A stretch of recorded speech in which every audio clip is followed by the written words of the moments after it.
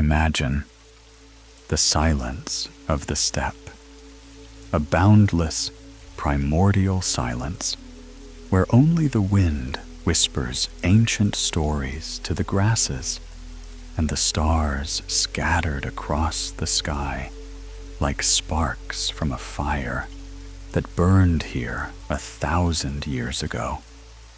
In this silence, empires were born that were destined to shake the known world.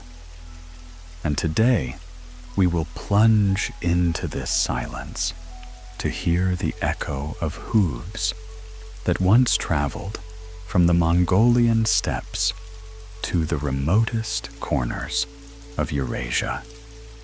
Greetings, my dear listeners.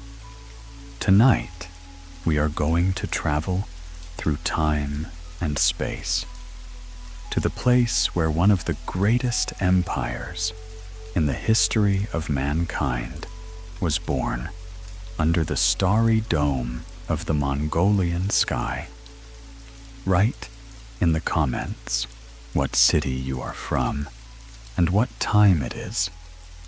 Let's feel how our stories intertwine in this moment. Close your eyes and imagine the steppe. Not just a plain, but a living, breathing space where every hill keeps the memory of thousands of generations of nomads, where the air is saturated with the smell of wormwood and horse sweat, where the horizon is so far away that it seems to touch the very sky. It was here, in this vastness, where man is alone with eternity, in one of the harshest corners of the earth, that a boy was born who was destined to change the course of history. It was the 60s of the 12th century. Europe did not yet know about the existence of gunpowder. The Crusaders were fighting for the Holy Land, and fragmented principalities ruled in Russia. And somewhere in the depths of the Mongolian steppes, under the rustle of grass and distant cries of eagles, a son was born in the family of the influential leader Esugai Batur. They named him Temujin, a name that for many centuries to come would become a symbol of strength, will, and boundless expanses. But what do we know about this boy's childhood? Try to imagine life on the steppe 8 centuries ago. Yurts sewn from felt, and skins that smell of fire, smoke, and mare's milk. Herds of horses, sheep, and camels that move slowly across the vast pastures, following ancient routes laid out by their ancestors. And in this world, where every day is a struggle for survival, where weather, disease, and the raids of neighboring tribes can change the fate of an entire family overnight, a boy grew up who did not know that one day his name would be pronounced from Europe to China. Temujin's childhood ended sooner than it might have. The steppe does not forgive weakness, and when his father, Yesugai Batur, died, some say he was poisoned by the Tatars. The boy's life changed dramatically. Imagine this moment. Young Temujin, still unaware of the greatness of his destiny, is suddenly left virtually unprotected in a world where power decides everything.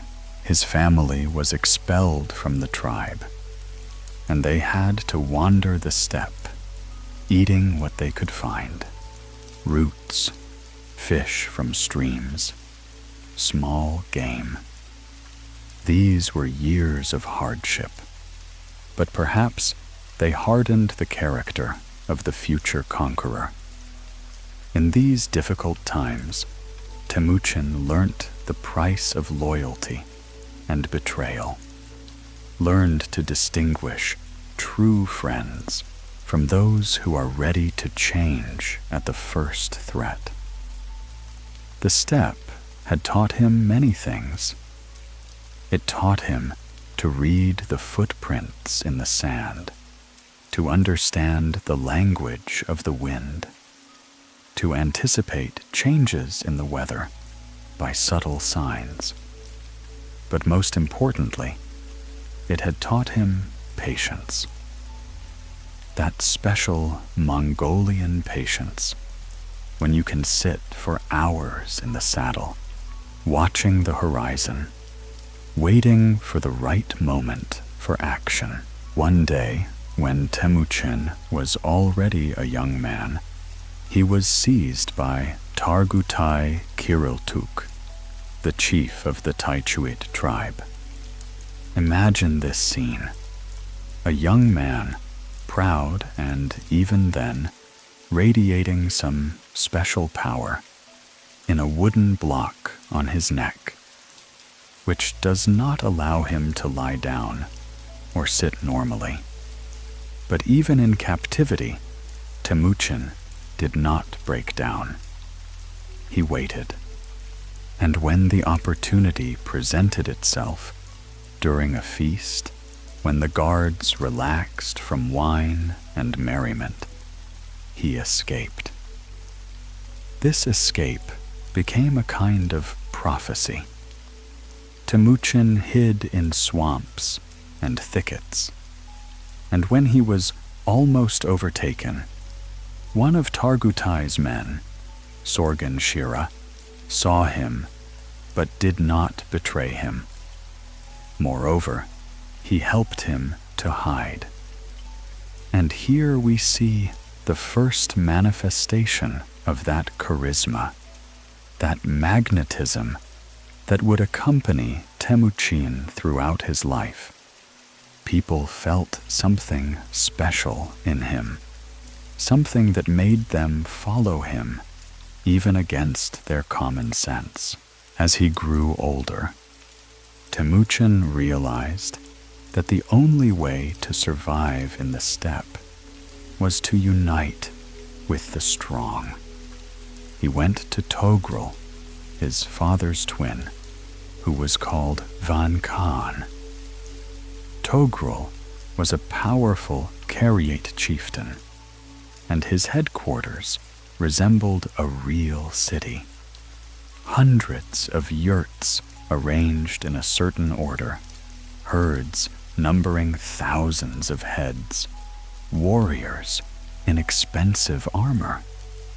The ringing of weapons, the neighing of war horses, the smoke from the many fires, all this created an atmosphere of power and wealth.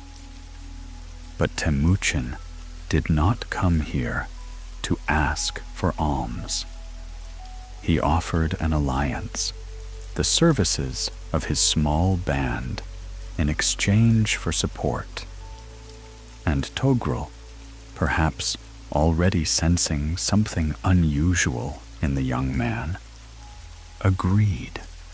Thus began Temujin's ascent to power. In those years, he had another ally, Jamuka, of the Jajirat family. They had once been brothers, playing together as children, sharing dreams of the future. But the steppe is cruel even to friendship, and these two, once close as brothers, would later become implacable enemies. For now, they fought shoulder to shoulder against common opponents. The first serious test for young Temujin was the war with the Merkits in 1184th year. Imagine this scene: a night attack on the Merkits' camps, the crackle of burning yurts, the shouts of the fighting men, the clatter of hooves on the frozen ground. In this battle, Temujin showed himself not only a brave warrior, but also a skillful tactician. He did not just fight. He thought, planned, foresaw the enemy's actions. But what is striking about his approach to war is his attitude towards the vanquished. Where other leaders saw only prey or objects for revenge, Temujin saw potential allies. He offered defeated opponents a choice: death or service in his army. And many chose service because they felt he was a leader who could lead them to victory and wealth. This practice would become one of the secrets of his future successes. His army grew not only at the expense of his allies, but also at the expense of his former enemies, who became his most loyal warriors. After all, a man who is granted life when he was about to die remembers this favor all his life. As the years passed, Temujin's reputation grew. He fought wars against the Tartars, the very people who may have poisoned his father. In 1196 and 1202 years, Mongol tribes under his leadership raided Tatar camps. These were cruel battles where the fate of entire nations was decided. The steppe remembers these battles. The places where the earth was once watered with blood are still covered with particularly bright grass. Between 1200 and 1202, Temujin fought the Taijuites, the very people who had once held him captive. Now they were paying for past offenses, and the retribution was harsh. But even in these wars, Temujin showed the same policy. He accepted those who came to his side as equals. Meanwhile, his relations with Jamuka were becoming increasingly strained. The two ambitious leaders could not share power in the steppe for long. Their friendship slowly turned into rivalry, and their rivalry into enmity. And when in 1203 years it was time to finally find out who would become the sole ruler of the Mongols, they had to fight the Karaïtes of Togrul. It was a war that determined the fate of the Mongol steppes. Togrul, once Temujin's patron, was now his enemy. Perhaps the old Khan felt that his former protege was becoming too strong, too independent. Or perhaps Jamuka managed to convince him that Temujin was a threat to everyone else. The battle was fierce. The steppe warriors fought with particular ferocity, realizing that the stakes were power over all Mongol tribes the ringing of swords and sabers, the whistling of arrows, the shouts of people, and the neighing of horses. All this merged into one cacophony of war that decided the fate of nations. Temujin won. Togrul fell in battle, and his army scattered across the steppe. Now only the Merkits and Neumans remained, the last large forces that still resisted the unification of the Mongols under one leader.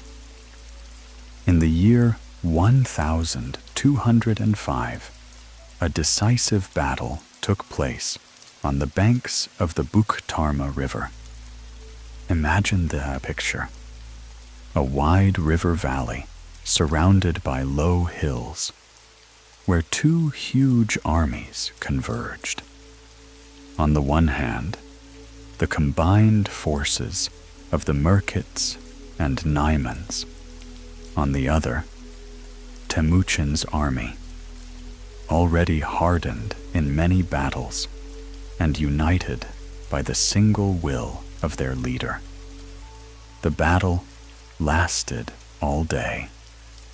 The sun rose over the battlefield, illuminating the armor of the warriors, the dust raised by thousands of hooves, the river that slowly changed its color.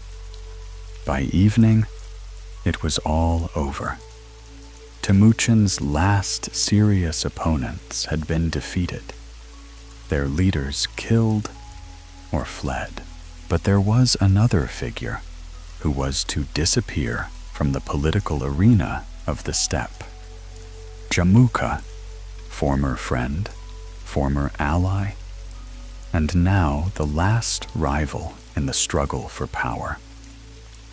His own nukers, realizing that their leader's cause was lost, betrayed him and brought him bound to Temujin's bet. The meeting of the two former friends was full of tragedy. Temujin proposed to Jamuka to renew their former friendship, but he refused. He knew that there could not be two Khans in the steppe, just as there could not be two suns in the sky. Jamuka asked for only one thing: an honorable death without bloodshed. And Temujin fulfilled this last request of his former friend. So in the year 1206, all the Mongol Uluses came under the control of one man. The steppe, which had been divided by feuds for centuries, was finally united. And then, in the spring of that year, when the steppe grasses were just beginning to green up after a long winter, the great Kurultai, a congress of all Mongol chiefs and elders, gathered. They chose a special place for the Kurultai, at the source of the Onon River, where, according to legend, Temujin himself was born. Imagine this scene.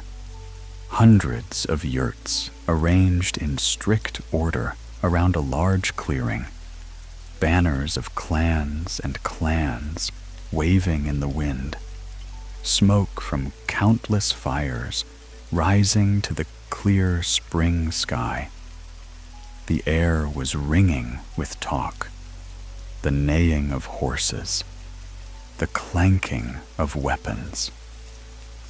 A white yurt, a symbol of supreme power, was placed in the center of the clearing. And when the sun rose, the ceremony began, which changed not only the fate of Mongolia, but also the course of world history. Elders and noyons, one after another, approached Temujin, bowed before him, and proclaimed him their Khan. And when the ceremony was over, the steppe was hailed with a new name, Genghis Khan, which meant Lord of the Ocean, or Great Khan. At that moment, perhaps no one imagined that this Kurultai would be the beginning of the creation of the largest continental empire in the history of mankind. That armies under the banners of the new Khan would reach the Adriatic Sea in the west and the Sea of Japan in the east. That Mongolian ambassadors would negotiate in European capitals, and Mongolian officials would govern Chinese cities. But Genghis Khan, a man of deep strategic thinking, realized that uniting the tribes alone was not enough. He needed a system that would prevent the empire from collapsing after his death. So he set about creating laws, a set of rules that came to be known as the Yasa. The Yasa was not just a set of prohibitions and permissions. It was a philosophy of governing a huge power, home to dozens of peoples with different religions and languages. Imagine the wisdom of this steppe ruler, who, unable to read or write, created a legal system that ensured the stability of the empire for many decades. The Yasa forbade internecine wars between Mongol tribes. Henceforth, all disputes were to be settled peacefully or through the courts. It declared equal rights for all children of the Khan, regardless of whether they were born of a wife or a concubine. This was a revolutionary principle that eliminated many occasions for civil wars. But perhaps Genghis Khan's most far-sighted decision was the article on trade. The Yasa guaranteed the safety of trade caravans, the inviolability of ambassadors, and the freedom of movement of merchants. In a world where traders risked their lives every time they traveled to distant lands, these guarantees were of immense importance. Genghis Khan understood.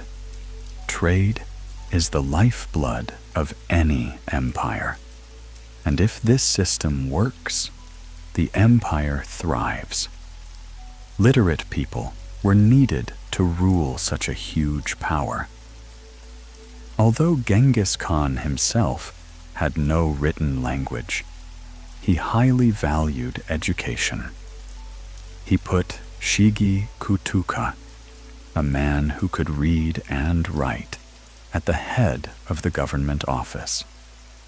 The Uyghur script was adopted to conduct state affairs. Genghis Khan gathered around him scholars, scribes, translators from all the conquered lands. One of the wisest decisions of the new Khan was a policy of religious tolerance.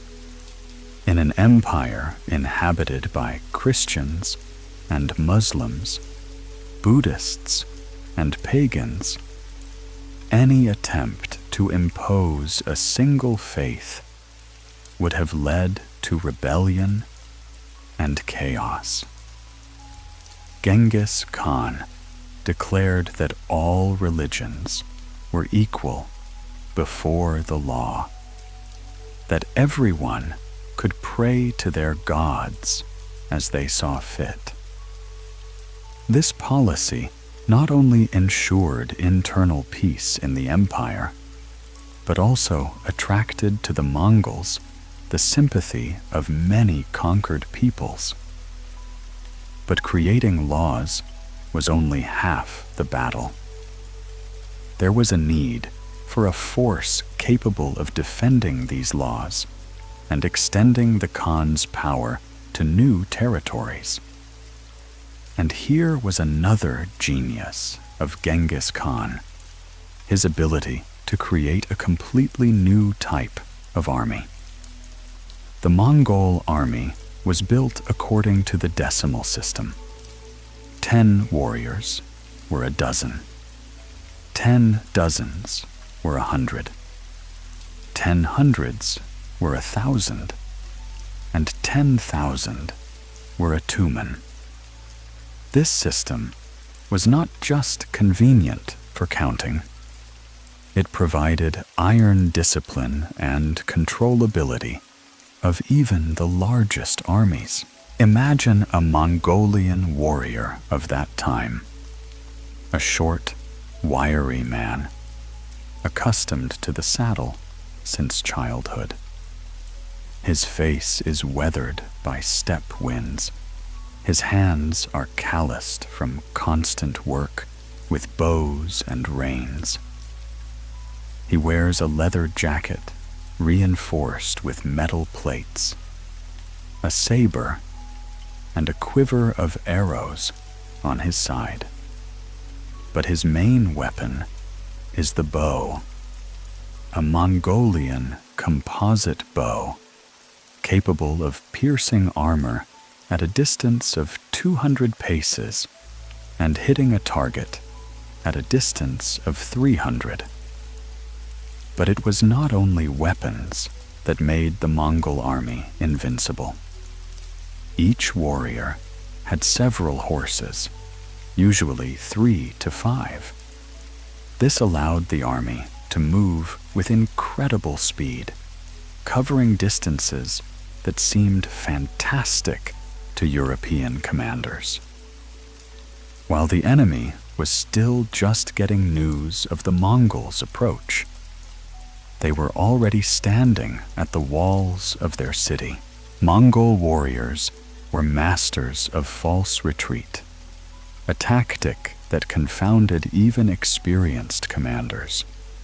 They could retreat for days, luring the enemy further and further away from their supply bases, and then suddenly turn around and destroy the stretched out enemy army piece by piece. But an army is more than just warriors. Genghis Khan created a supply system that allowed his troops to operate in the most remote regions. The Mongolian army's convoy is a world of its own. Thousands of horses and camels loaded with everything they needed: food supplies, arrows, spare bows, leather for armor repair, tools for siege work. The army was followed by artisans who could make everything they needed on the march. Later, when the Mongols were faced with the need to take fortified cities, their army included engineering units. Masters captured in China and Persia built siege machines, organized digging, and trained Mongol warriors in new ways of warfare. Genghis Khan's army became a universal machine of conquest, capable of operating in any conditions, from steppe expanses to mountain gorges, from deserts to fortified cities. A special place in the Mongolian military system was occupied by the Khan's personal guard, the Keshik. These were the best of the best, warriors selected not only for their fighting qualities, but also for their absolute loyalty. Many of them would later become commanders, governors of provinces, founders of dynasties, representatives of all tribes and peoples of the empire were accepted into the Keshik. Genghis Khan understood that loyalty was more important than origin. A special world of the Mongolian court was formed around the Keshik. Ancient steppe traditions and new trends brought from conquered countries were intertwined here. Chinese scholars taught the Mongolian nobility writing and counting. Persian craftsmen decorated weapons and horse harness. Russian artisans forged armor. Genghis Khan's headquarters became a melting pot of cultures and traditions. But behind all this splendor, behind all the victories and conquests, was a man with his fears, doubts, and dreams. Genghis Khan often spent nights alone, pondering the fate of his empire. He realized that he had created something grandiose, but fragile at the same time. The empire rested on his personal charisma, on the fear of his name, on the loyalty of his fellow soldiers. And what would happen after his death? These thoughts kept him on his toes.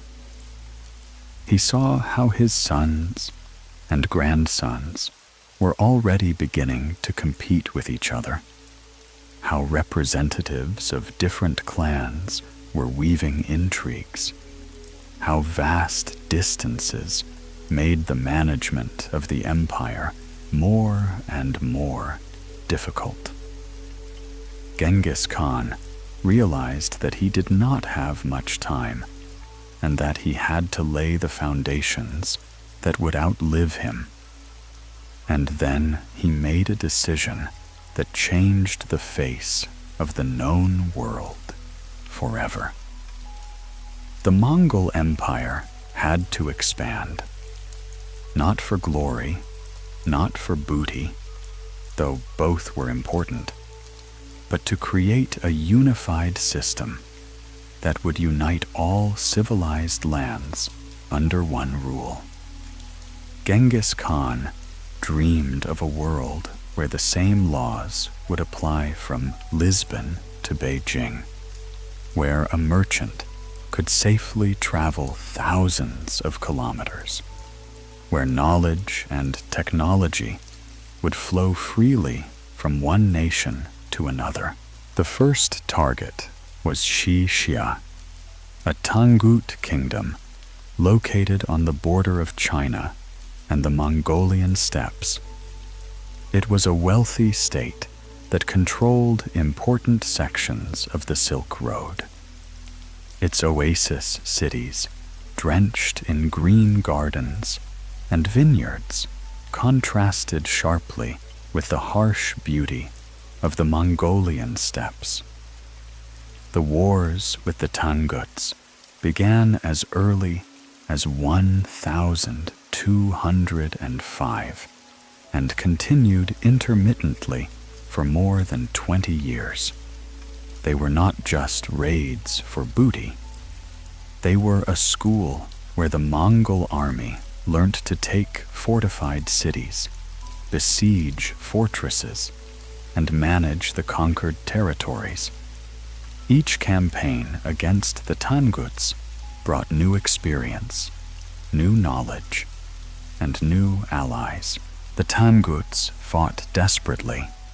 Their cities were well fortified, their army well trained and disciplined, but they could not resist the new type of warfare that the Mongols brought.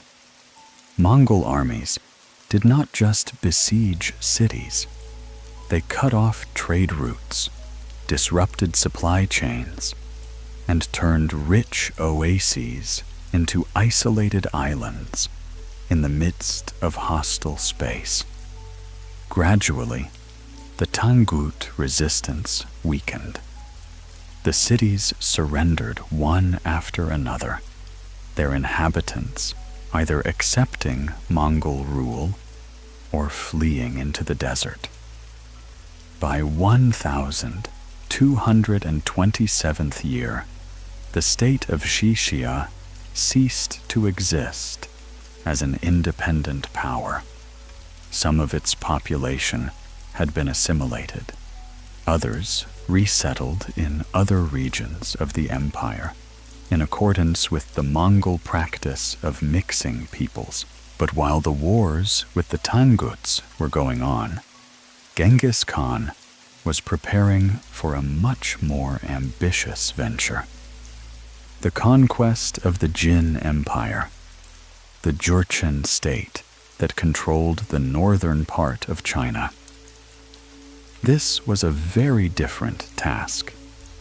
If the Tangut state could be compared to a rich oasis in the desert, the Jin Empire was a true giant, with a population of many millions, powerful armies, impregnable fortresses, and an ancient culture of governance.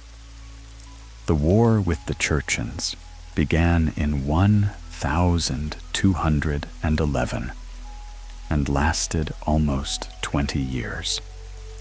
It was a new kind of war, not just a clash of armies, but a confrontation between two different civilizations, two ways of warfare, two philosophies of power.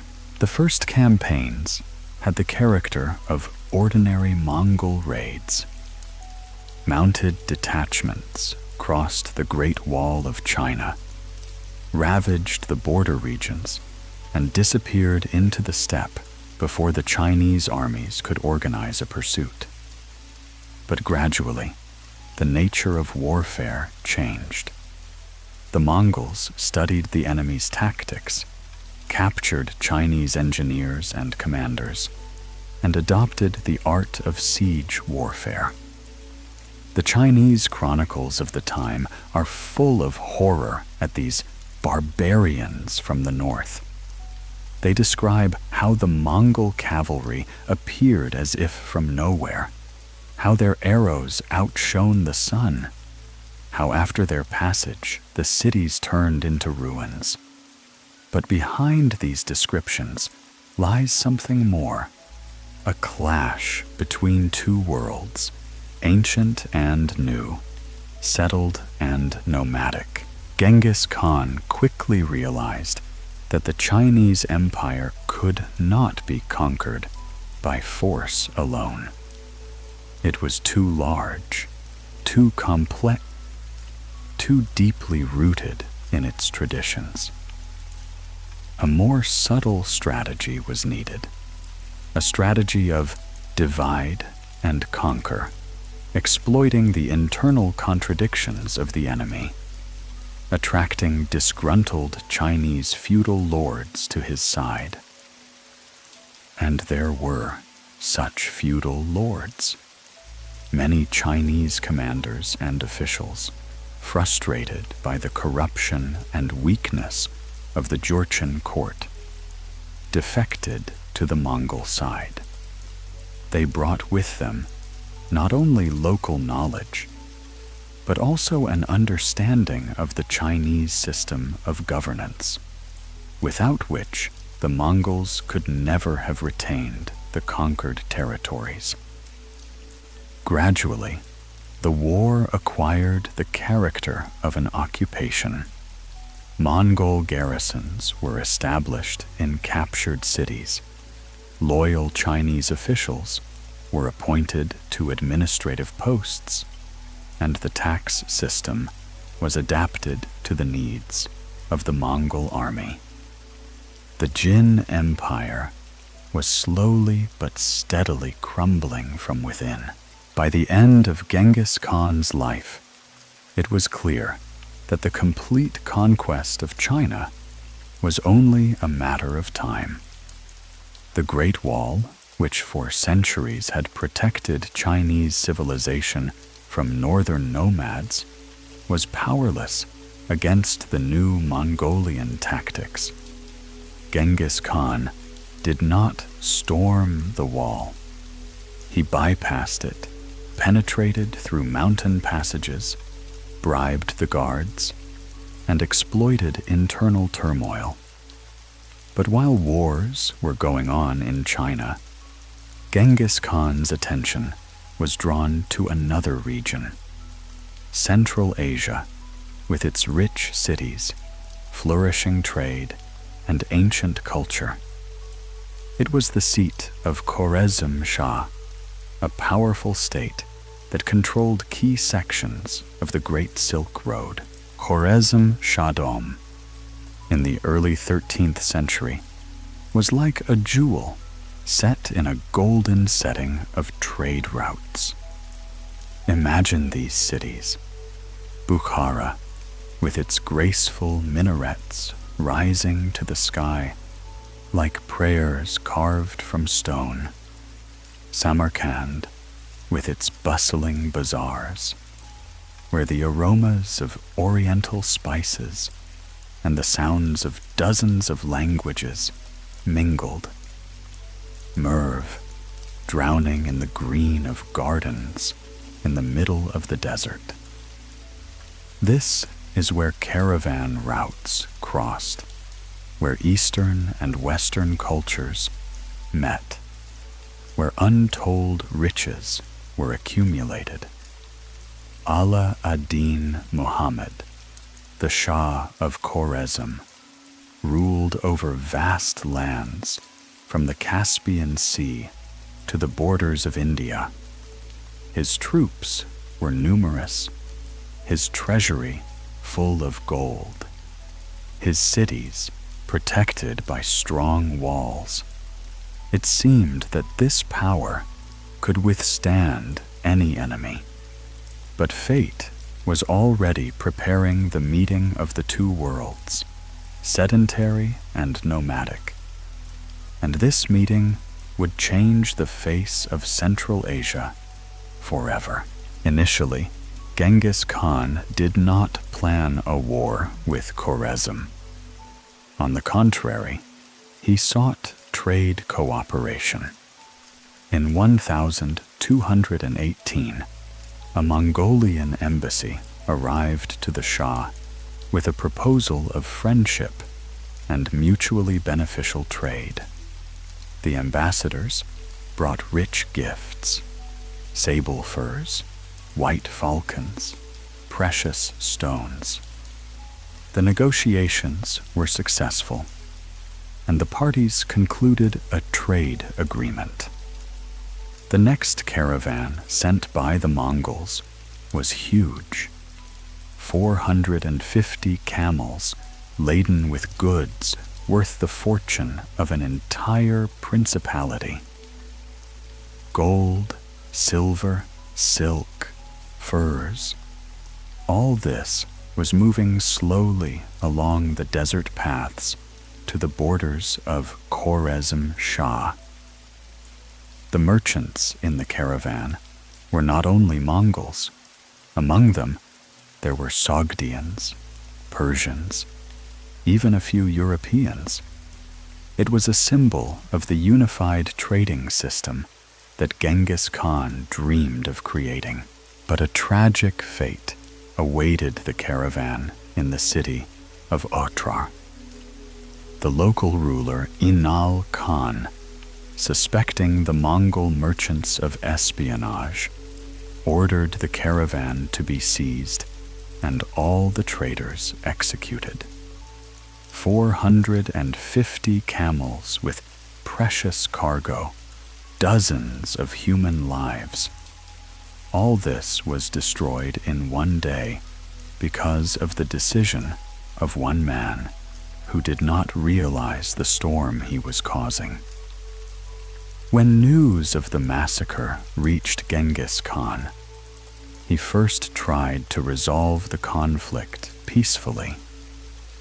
A new embassy was sent to the Shah with a demand to extradite the culprit and compensate for the damage. But the Shah of Khwarezm made a fatal mistake. He not only refused to meet the demands, but also ordered to kill the main ambassador, and the rest were shaved naked and sent back. In a world where the inviolability of ambassadors was considered sacred, this was a declaration of war. Genghis Khan sat in his yurt for a long time after receiving this news. Old people say that all night he kept silent, looking into the fire, and at dawn he came out and announced, "Khwarezm Shah wanted war. He will get it." But this was not just revenge for an insult. Genghis Khan realized that control over Central Asia meant control over the Great Silk Road, the arteries of world trade. Preparations for the campaign took almost a year. From all parts of the empire, troops were summoned, supplies were prepared, and weapons were forged. The army, which moved westwards in the spring of 1219, was the largest of all that Genghis Khan had ever assembled. 150,000 selected warriors, each with his own cavalry, stretched across the steppe for many kilometers. The crossing of the Kizilkum Desert was the first test for the army. Imagine this march. Endless sands under the scorching sun, rare oases to replenish water supplies, mirages that tantalize thirsty men and animals. But the Mongol army was prepared for such trials.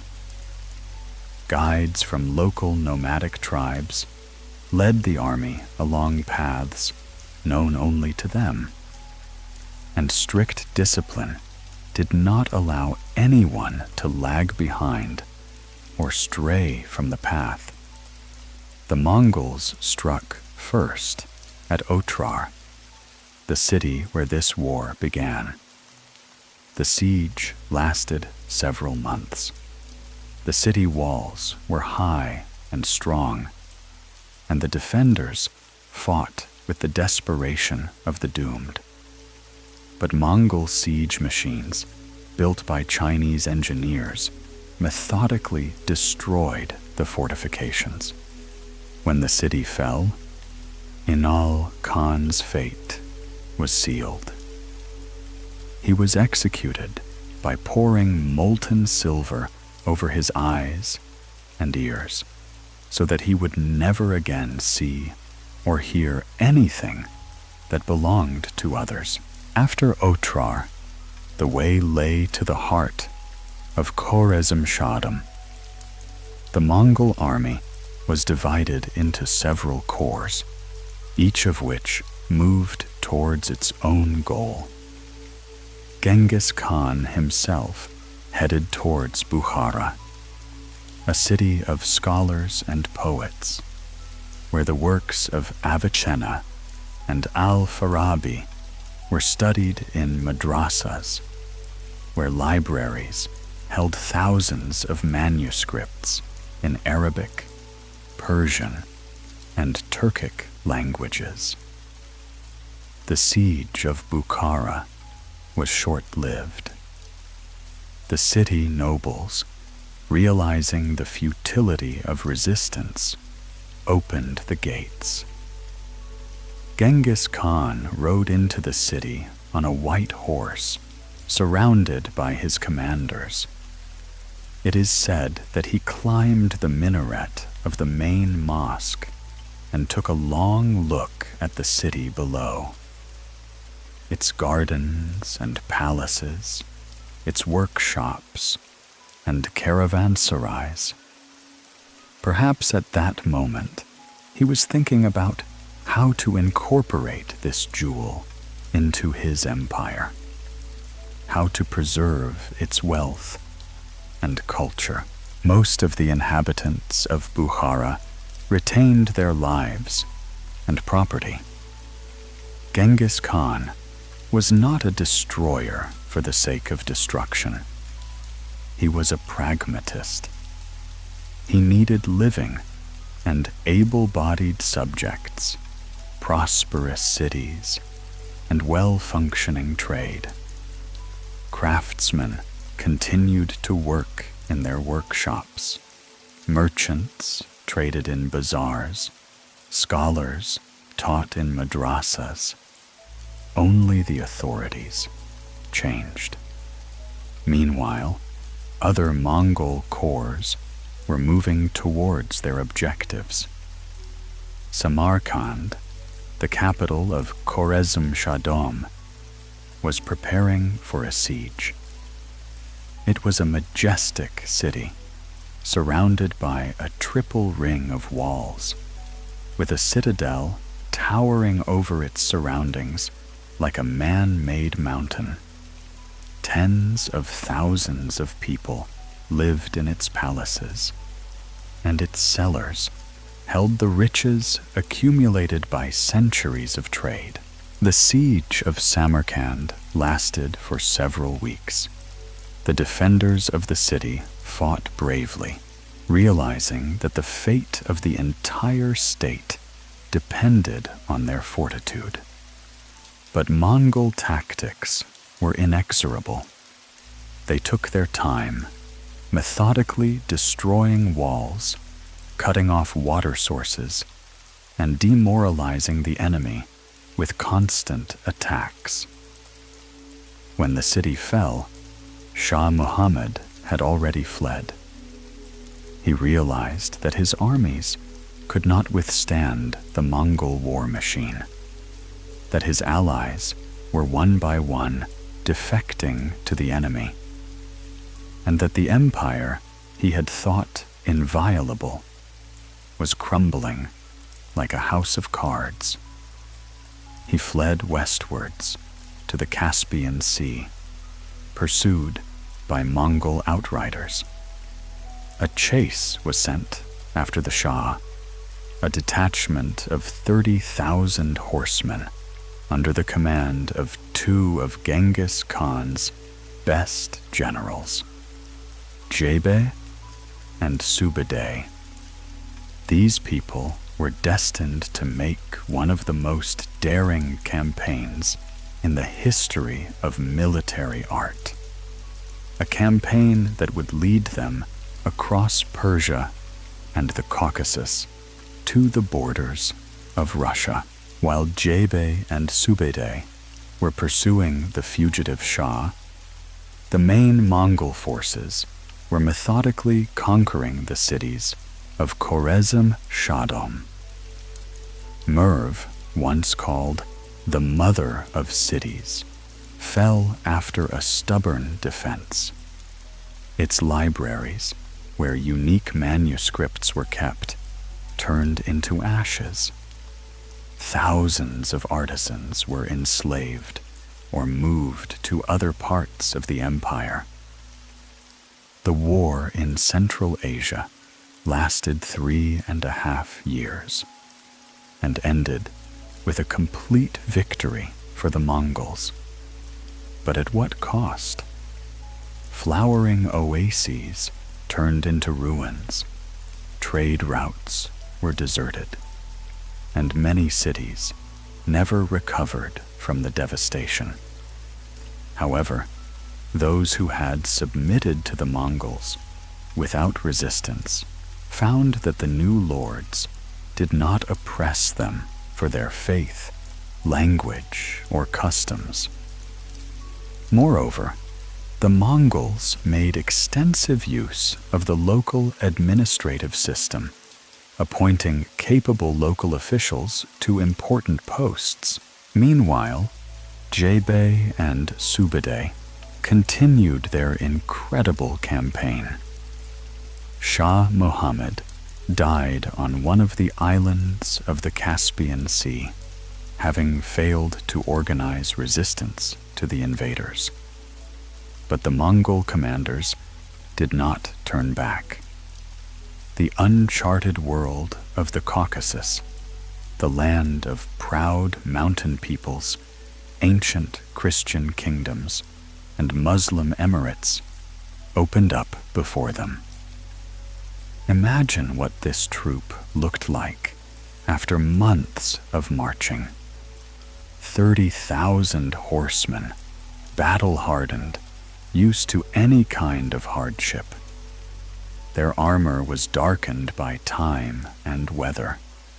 Their horses were gaunt, but their eyes still burned with determination. They had traveled thousands of kilometers from their native steppes, but their iron discipline and faith in their commanders did not allow them to think of retreat. The Caucasus Mountains met the Mongols with snowy peaks and narrow gorges, where the echo of hooves echoed off the rocks. The Alans and other mountain peoples, for whom warfare was a commonplace, lived here. But even they could not resist Mongol tactics. Some tribes were subdued by force, others preferred to submit voluntarily, and still others retreated to impregnable mountain fortresses. After passing through the Caucasus, the Mongols entered the Black Sea steppes, the land of the Polovtsians. These nomads were closer to the Mongols in their way of life, but that is why conflict was inevitable. Two nomadic empires could not coexist peacefully on the same territory. The Kipchaks fought bravely, but their scattered tribes could not resist the united Mongol army. After the defeat of the Kipchaks, the way lay towards the Crimea. Mongol outriders reached Sudak, a rich trading city on the Black Sea coast. Imagine the surprise of Genoese and Byzantine merchants when they saw in the harbor riders in unfamiliar armor, speaking an incomprehensible language. The news of the appearance of the unknown people quickly spread along the trade routes, reaching Constantinople and Italian cities. But the most significant event awaited the Mongols ahead. The Polovtsian Khans, defeated, fled to their old enemies and allies, the Russian princes. And here happened what seemed impossible. The eternal enemies united against a common threat. Russian princes and Cuman's Khans concluded an alliance and opposed the Mongols. In the spring of 1,223 years, two armies met on the banks of the river Kalka. On the one hand, the united forces of the Russian principalities, and Polovtsians on the other, the 30,000-strong corps of Jebe and Subedai, which had traveled several thousand kilometers. The Russian princes were confident of victory. Their army outnumbered the Mongols, they knew the terrain, and they had the support of the Kipchaks, but they didn't know who they were dealing with. Jebe and Subedai were students of the best military school in the world. Genghis Khan's school.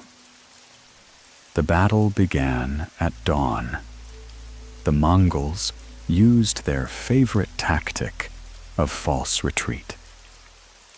They attacked the Russian advance troops and then began to retreat, luring the enemy further and further away from the main forces. Russian and Cuman's warriors, encouraged by the easy victory, rushed in pursuit, unaware of the trap. And then the Mongols turned round. Thousands of bows were simultaneously drawn, and the sky darkened with arrows. The Russian warriors, accustomed to hand-to-hand combat, found themselves defenseless against the Mongol firing from a long distance. The Polovtsians were the first notwithstanding and ran away, crushing their own infantry. In a few hours, only scattered detachments trying to escape were left of the united army. The victory was complete, but Jebei and Subedai did not build on their success. They realized that they had gone too far behind the main forces, that their small army would not be able to hold the conquered territories. The Russian principalities remained untouched for now. The Mongols turned eastwards towards the Volga, but here, too, trials awaited them. The Volga Bulgars prepared to meet the invaders. Their fortress cities controlled important river crossings. Their troops were trained and disciplined. In 1224th year, Mongols have tried to force Volga and to grasp Bulgarian cities, but have failed. It was a rare defeat for Genghis Khan's troops. Defeat from Bulgarian has forced Jebei and Subedai to retreat in steppes. Their great campaign was over, but it demonstrated to the world a new military power. The news of the Mongol victories reached the European courts, where they anxiously discussed the appearance of a new enemy. Meanwhile, in Mongolia itself, Genghis Khan continued to build his empire. By the year 1211, the name of the state, the Great Mongolian State, had been finalized. It was not just a union of tribes, but a real empire with a unified system of government, laws, and goals. The ULUS system was created for the effective management of vast territories. The empire was divided into two wings: the right wing, which occupied the western part, and the left wing, the eastern part. Each wing, in turn, consisted of ulus, administrative units headed by members of the Khan's family or trusted commanders. The concept of ulus was profoundly Mongolian. It meant not just a territory, but a people ownership, where the main wealth was considered not land, but people, warriors, craftsmen, shepherds, all those who made up the lifeblood of the empire. The ruler of an ulus was responsible not only for order in his territory, but also for the welfare of his subjects. In the year 1220, Karakorum was founded as the permanent capital of the empire. Before that, the Khan's headquarters had roamed the steppe with him. But now, there was a need for a center where Kurultais could gather, where state institutions would be located, and where ambassadors from distant countries could be received. Karakoram quickly became one of the most cosmopolitan cities in the world. Here, Mongolian blacksmiths worked alongside Chinese craftsmen. Muslim traders did business with Christian merchants from Europe. Buddhist monks argued about philosophy with Nestorian priests. The aromas of steppe herbs and oriental incense, the sounds of different languages, and the melodies of different musical traditions mingled in the air. In the center of the city stood the palace of the Khan.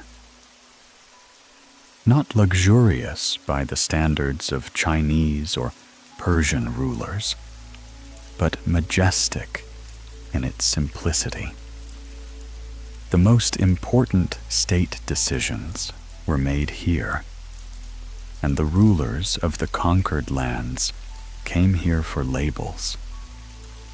It was in Karakoram that the Russian prince Yaroslav Vsevolodovich received a label for Grand Reign, a symbol of recognition of Mongol power over the Russian lands.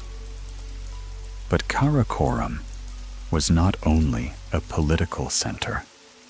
Here, weapons were produced for the Mongol army, and the very arrows that flew over battlefields from China to Europe were forged.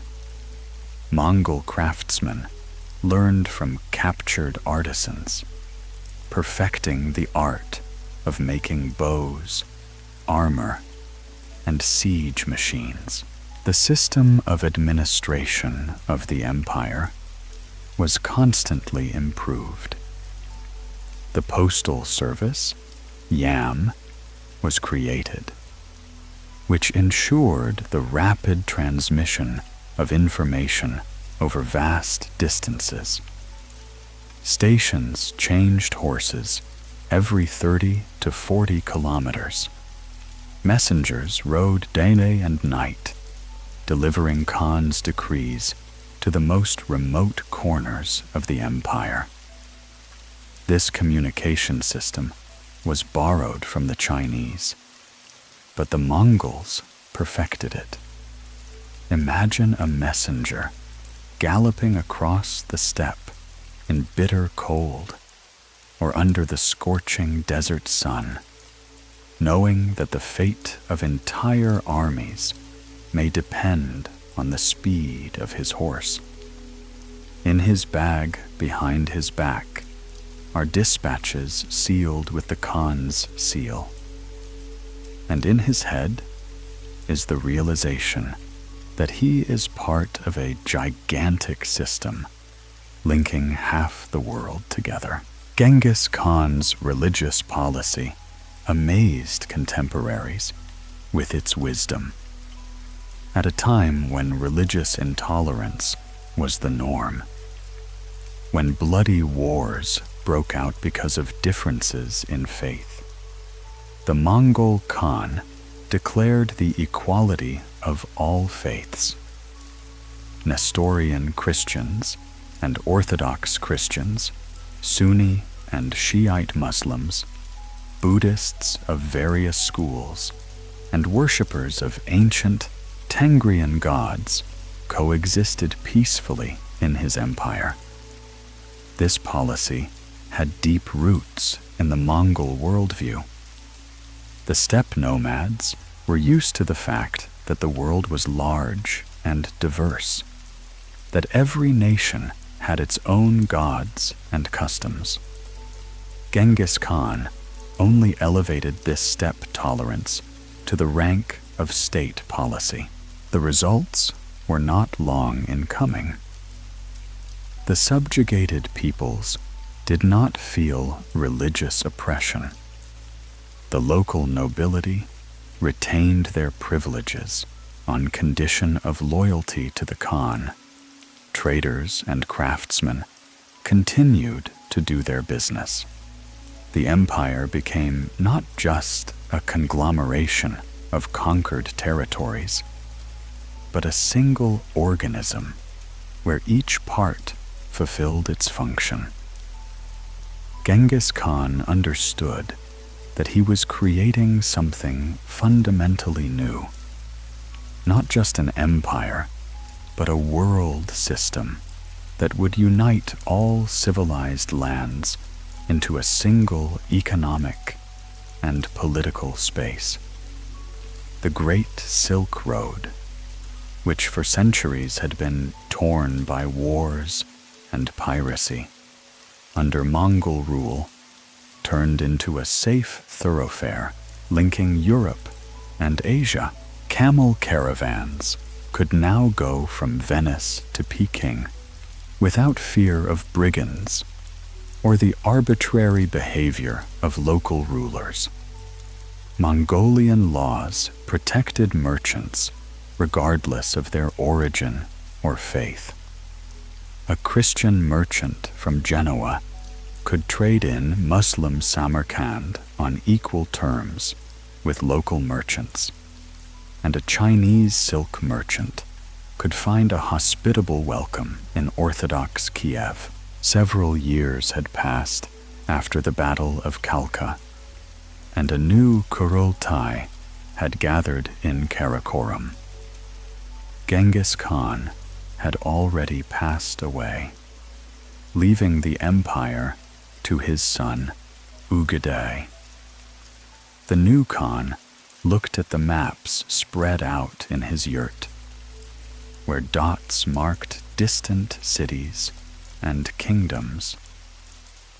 In the west lay the Russian principalities, scattered, weakened by feuds, but still unconquered.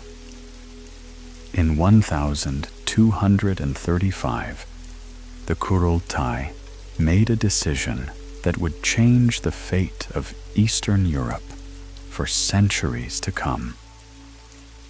The army of Bati, the grandson of Genghis Khan, moved westwards like a steppe storm. 140,000 horsemen crossed the Volga, and the first to stand in their way was the Volga Bulgaria, the same one that had once stopped Jabe and Subadeh. But now it was not a reconnaissance raid, but a full-scale invasion. The Bulgar cities fell one after another. Their defenders fought bravely, but could not resist the new Mongol tactics. Then came the turn of the Kipchaks. The great steppe, which had been their home for centuries, was filled with the clang of weapons and the clatter of hooves. By the winter of 1237, the Cuman's resistance was broken, and ahead lay Russia, a land of white churches and wooden fortresses, principalities and cities, where each ruler considered himself equal to the other. Ryazan met the Mongols first. Imagine this small town surrounded by wooden walls, where people prayed in temples and sharpened swords on the walls. 6 days the siege lasted. 6 days the defenders repelled attacks. But on the 7th, the city fell. Almost all of its inhabitants were killed. Only a few managed to flee into the forests. Ryazan was followed by Moscow, then still a small town on 7 hills. Then Vladimir, with its golden domes, where the great princes prayed in the Assumption Cathedral. Each city fought alone, each hoping that its walls would be impregnable. But the Mongol War was unlike anything Russia had faced before. By the spring of 1240, Mongolian Tumans reached Kiev, the mother of Russian cities, where the golden domes of St. Sophia Cathedral reflected the sunlight. The city, once rivaling Constantinople, now lay in ruins. But even in its destruction, it remained a symbol of the indomitable spirit of the Russian people. The Mongols did not stop in Russia. In the spring of 1241, their troops crossed the Carpathians and invaded Poland and Hungary. Krakow and Wrocław, ancient cities with stone walls and Gothic cathedrals, fell under the blows of the steppe cavalry. Some of the Mongols reached almost as far as Vienna, sowing panic in the heart of Europe. But then the unexpected happened. In March 1242, when European rulers were already preparing for the final battle for Christendom, the Mongols suddenly turned back. Armies that had seemed invincible disappeared into the steppes as suddenly as they had appeared. The reason for the retreat was simple and tragic. In December of 1241, the great Khan Ugadai died. According to Mongolian law, all the princes had to return to Karakorum to elect a new ruler. Europe was saved not by force of arms, but by an ancient steppe custom. But the empire created by Genghis Khan already bore the seeds of disintegration. Huge distances made governance increasingly difficult. Cultural differences between the conquered peoples grew, and the descendants of the great Khan began to fight each other for power. The unified empire slowly splintered into separate uluses: the Golden Horde in Eastern Europe, the Hulaguid Ulus in Iran, the Chagatai Khanate in Central Asia, and the Yuan dynasty in China. The civil war between the grandsons of Genghis Khan after the death of Munka in 1259 became the final chord in the history of the United Empire. Brother fought against brother. Steppe traditions gave way to palace intrigues. The great dream of a united world was shattered into fragments of rival states. Yet Genghis Khan's legacy survived his empire. The peoples who passed through the crucible of Mongol rule came out of it hardened and changed. In Russia, from the ashes of fragmented principalities, the unified Moscow state was gradually rising. In China, Mongol rule promoted cultural exchange and technological progress. In Central Asia, the great cities of the Silk Road were revived. Modern genetics has shown an amazing thing. About 8% of men in the former Mongol Empire, that's 16 million people, are descendants of Genghis Khan in the male line. His blood runs in the veins of peasants and kings, merchants and warriors from Korea to the Ukraine.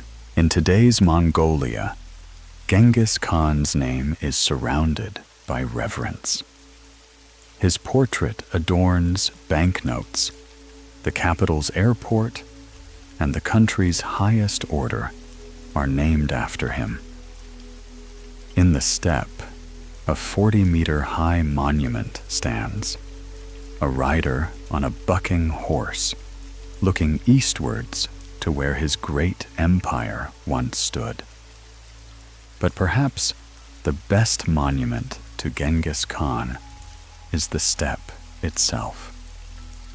Boundless, free, where the wind still whispers ancient stories to the grasses, where the sky is as high and boundless as the dreams of that boy who 8 centuries ago became the ruler of half the world. Close your eyes and imagine this steppe. Feel the smell of wormwood and horse sweat. Hear the distant ringing of the bell of a caravan traveling along the Silk Road. This story is about how one life can change the world, how a dream born under the starry skies of Mongolia can reach the farthest corners of the earth. This concludes our journey into the world of the great Mongol Empire. Thank you for spending this night with me, listening to the whispers of history. May your dreams be peaceful and tomorrow a good day. See you in the next lecture, my dear listeners. Good night.